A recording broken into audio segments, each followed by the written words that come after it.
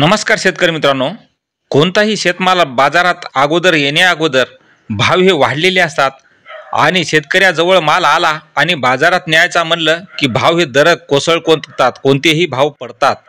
पण शेतकरी मित्रांनो, तूर विकण्या अगोदर शेतकरी बांधवांनी काही गोष्टी लक्षात ठेवणे गरजेचे आहे। भोळ्या भाबड्या शेतकऱ्यांना काही ठिकाणी खाजगी व्यापारी शेतकऱ्यांची लूटमार करीत असतात। यासाठी खालील सर्व बाबी हे लक्ष ठेवणे गरजेचे आहे आणि ते म्हणजे योग्य दर मिळवण्यासाठी मार्केट अगोदर रिसर्च करा। दर्जेदार तूर विकण्यासाठी तयारी ठेवून विक्री करताना वजन काटा योग्य आहे का हे अगोदर तपासा। बिलामध्ये संपूर्ण माहिती घ्या। एकूण वजन दर, एकूण रक्कम, थेट विक्री पर्याय विचारात घ्या। पेमेंट आणि घोटाळ्यापासून सावधान राहा।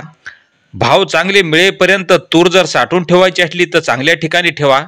बाजाराचा संपूर्ण अभ्यास करूनच तूर विक्री करा।